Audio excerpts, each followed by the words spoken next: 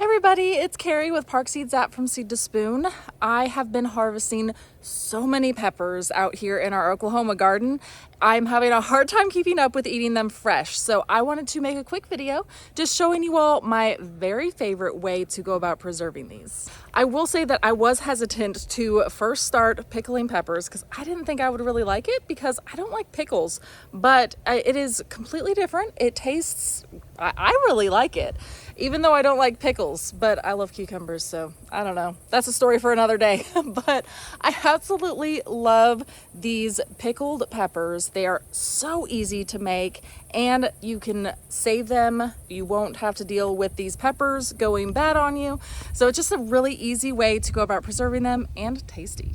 So all you really need to do first is go outside, harvest a whole bunch of peppers, and you can use any type of peppers that you want to. We prefer to do the jalapenos and make pickled jalapenos, but you can use whatever peppers you want to. And we prefer to go about slicing these, but we've also done it in the past where we just run them through a Ninja. You can chop them up however you want to, but we prefer to run them, just slice them. It makes it a lot better. So then once you have all those chopped, I just put them into my little mason jars that I'm gonna be storing them in. And then on the stove, I start a mixture of half water, half apple cider vinegar. And the amounts really just based on how much I think I'm gonna need to cover these peppers that I've sliced out. So it's different every single time. But usually I use like 1 to 2 cups of each, depending on how many I'm pickling at a time. And I get that boiling, I add in some sugar to that, and I really just mix all of that, and salt, sugar and salt, and then I really just mix all of that until it is no longer granule at all. Like you can't see that sugar or salt in the mixture.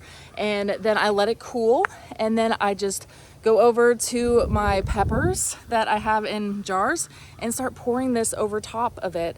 And I will say in these jars, I also do typically put in some minced garlic as well, because I love the garlic flavor.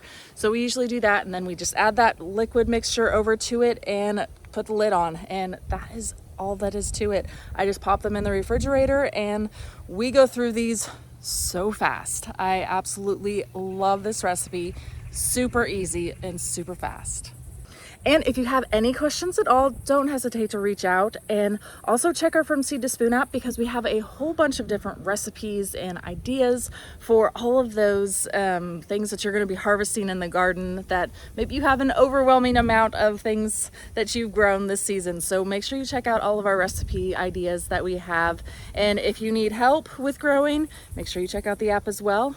If you have any problems, you can always take a picture, set it off to GrowBot, and get some advice right away on what might be going wrong and how to help what's going on. So I do that all the time myself even. It is super helpful. So make sure you check that out. And like I said, if you guys have any questions, please feel free to reach out, and I will talk to you all later. Bye.